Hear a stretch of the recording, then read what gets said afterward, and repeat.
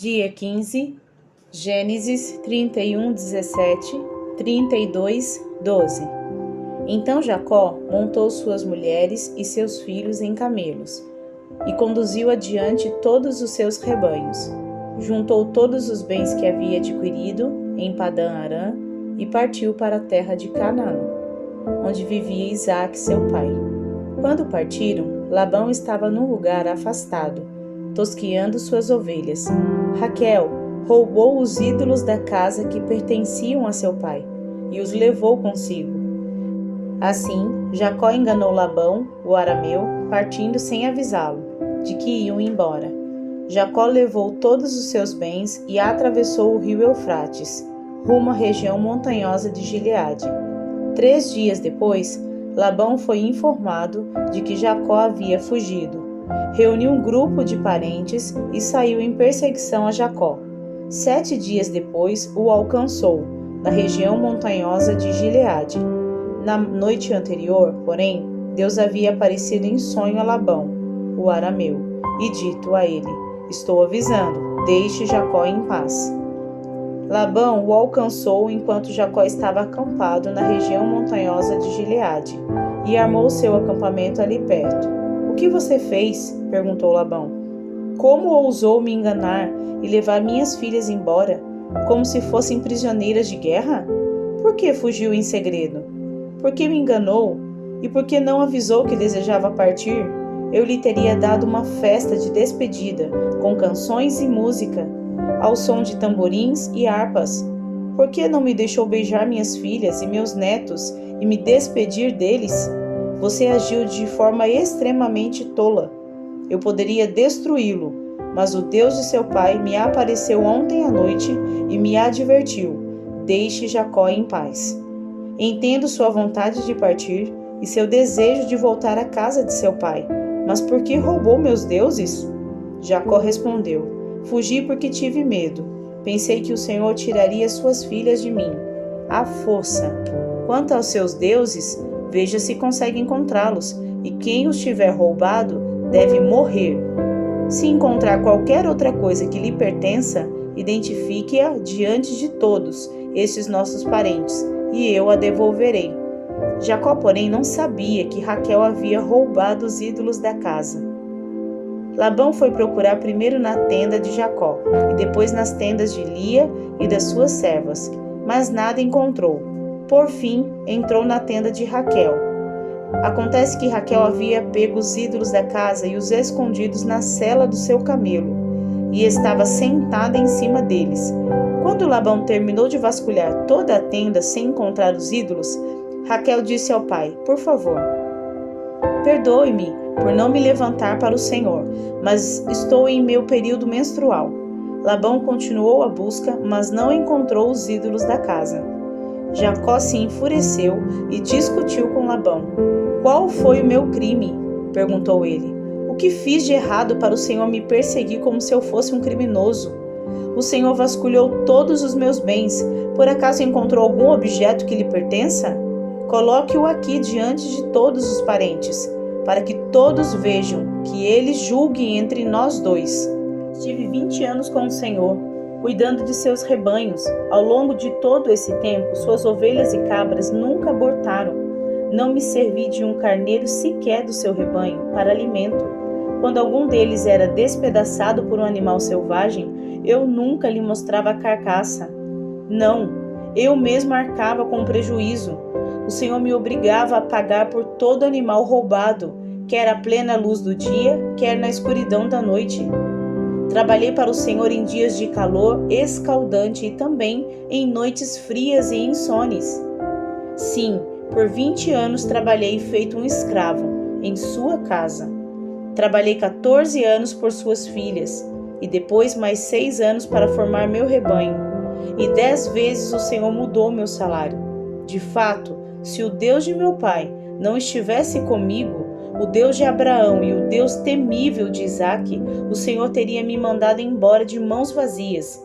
Mas Deus viu como fui maltratado, apesar do meu árduo trabalho.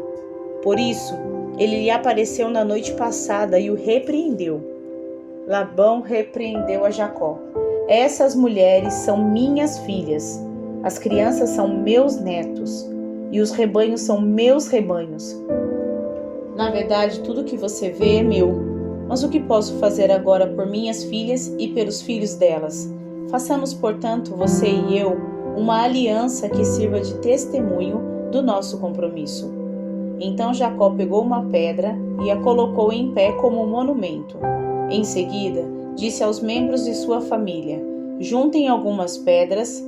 Eles pegaram as pedras e a amontoaram. Jacó e Labão se sentaram perto do monte de pedras e fizeram uma refeição para selar a aliança. A fim de comemorar a ocasião, Labão chamou o lugar de Jegar-Saaduta e Jacó o chamou de Galeede. Labão declarou: este monte de pedras servirá de testemunha para nos lembrar da aliança que fizemos hoje. Isso explica por que o lugar foi chamado de Galeede. Também foi chamado de Mispa, pois Labão disse: vigie o Senhor a você e a mim para garantir que guardaremos esta aliança quando estivermos longe um do outro. Se você maltratar minhas filhas ou se casar com outras mulheres, mesmo que ninguém mais veja, Deus verá. Ele é testemunha desta aliança entre nós. Veja este monte de pedras, prosseguiu Labão. Veja também este monumento que levantei entre nós dois. Estão entre mim e você como testemunhas dos nossos votos. Nunca atravessarei para o lado de lá do monte de pedras, a fim de prejudicá-lo, e você jamais deve atravessar para o lado de cá, a fim de prejudicar-me. Invoco o Deus de nossos antepassados, o Deus de seu avô Abraão e o Deus de meu avô Naor, para que sirva de juiz entre nós. Assim, diante do Deus temível de seu pai Isaque, Jacó jurou respeitar a linha divisória. Então Jacó ofereceu sacrifício a Deus na montanha e convidou todos para a refeição comemorativa. Depois de comerem, passaram a noite ali. Na manhã seguinte, Labão se levantou cedo, beijou seus netos e suas filhas e os abençoou. Depois partiu e voltou para casa. Quando Jacó seguiu viagem, anjos de Deus vieram encontrar-se com ele. Ao vê-los, Jacó exclamou: este é o acampamento de Deus. Por isso, chamou o lugar de Maanaim. Então Jacó enviou adiante dele mensageiros a seu irmão Esaú, que vivia na região de Seir, na terra de Edom. Disse-lhes: deem a seguinte mensagem ao meu senhor Esaú.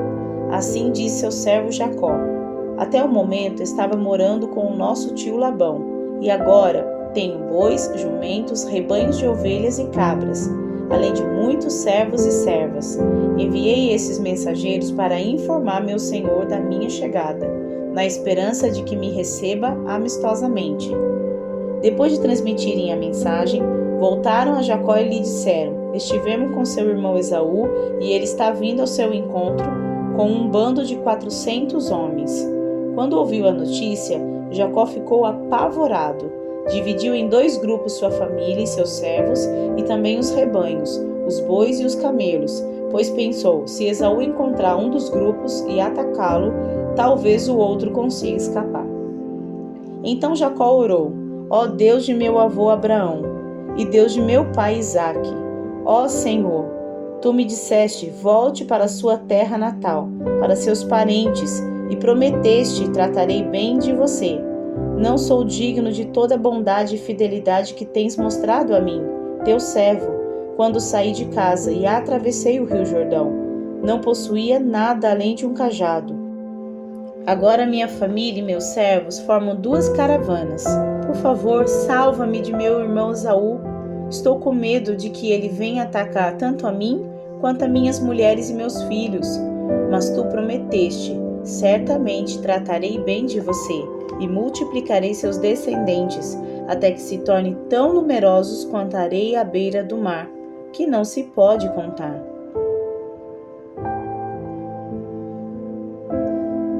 Mateus 10, 24, 11, 6. O discípulo não está acima de seu mestre, nem o escravo acima de seu senhor. Para o discípulo é suficiente ser como seu mestre e o escravo como seu senhor. Uma vez que o dono da casa foi chamado de Beelzebu, os membros da família serão chamados de nomes ainda piores. Não tenham medo daqueles que os ameaçam, pois virá o dia em que tudo que está encoberto será revelado, e tudo que é secreto será divulgado. O que agora lhes digo no escuro, anunciem às claras, e o que sussurro em seus ouvidos, proclame dos telhados. Não tenham medo dos que querem matar o corpo, eles não podem tocar a alma. Temam somente a Deus, que pode destruir no inferno tanto a alma como o corpo. Quanto custam 2 pardais? Uma moeda de cobre? No entanto, nenhum deles cai no chão sem o conhecimento de seu Pai. Quanto a vocês, até os cabelos de sua cabeça estão contados. Portanto, não tenham medo. Vocês são muito mais valiosos que um bando inteiro de pardais. Quem me reconhecer em público, aqui na terra, eu o reconhecerei diante de meu Pai no céu. Mas quem me negar aqui na terra, eu também o negarei diante do meu Pai no céu. Não imaginem que vim trazer paz à terra. Não vim trazer paz, mas a espada. Vim para pôr o homem contra seu pai, a filha contra sua mãe e a nora contra sua sogra. Seus inimigos estarão em sua própria casa. Quem ama seu pai ou sua mãe mais que a mim, não é digno de mim. E quem ama seu filho ou sua filha mais que a mim, não é digno de mim. Quem se recusa a tomar sua cruz e me seguir, não é digno de mim. Quem se apegar à própria vida, a perderá, mas quem abrir mão de sua vida por minha causa, a encontrará. Quem recebe você, recebe a mim, e quem me recebe, também recebe aquele que me enviou. Quem acolhe um profeta como alguém que fala da parte de Deus, recebe a mesma recompensa que um profeta. E quem acolhe um justo por causa de sua justiça, recebe uma recompensa igual a dele. Se alguém der um copo de água fria que seja ao menor de meus seguidores, certamente não perderá sua recompensa. Quando Jesus terminou de dar essas instruções a seus 12 discípulos, saiu para ensinar e anunciar sua mensagem nas cidades da região. João Batista, que estava na prisão, soube de todas as coisas que o Cristo estava fazendo. Por isso, enviou seus discípulos para perguntarem a Jesus: o Senhor é aquele que haveria de vir, ou devemos esperar algum outro? Jesus respondeu: voltem a João e contem a ele o que vocês veem e ouvem. Os cegos veem, os aleijados andam, os leprosos são purificados, os surdos ouvem, os mortos são ressuscitados e as boas novas são anunciadas aos pobres. E disse ainda: felizes são aqueles que não se sentem ofendidos por minha causa. Salmos 13, 1, 6. Ao diretor do coral, Salmo de Davi. Até quando, Senhor, te esquecerás de mim? Será para sempre? Até quando esconderás de mim o teu rosto? Até quando terei de lutar com angústia em minha alma, com a tristeza em meu coração a cada dia? Até quando meu inimigo terá vantagem sobre mim? Volta-te e responde-me, Senhor meu Deus. Restaura o brilho de meus olhos, ou morrerei. Não permitas que meus inimigos digam: nós o derrotamos. Não deixe que se alegrem com meu tropeço. Eu, porém, confio em teu amor. Por teu livramento me alegrarei, cantarei ao Senhor, porque Ele é bom para mim. Provérbios 3, 16, 18. Com a mão direita ela oferece vida longa, com a esquerda riqueza e honra. Ela o guiará por estradas agradáveis. Todos os seus caminhos levam a uma vida de paz. A sabedoria é a árvore de vida para quem dela toma posse. Felizes os que se apegam a ela com firmeza.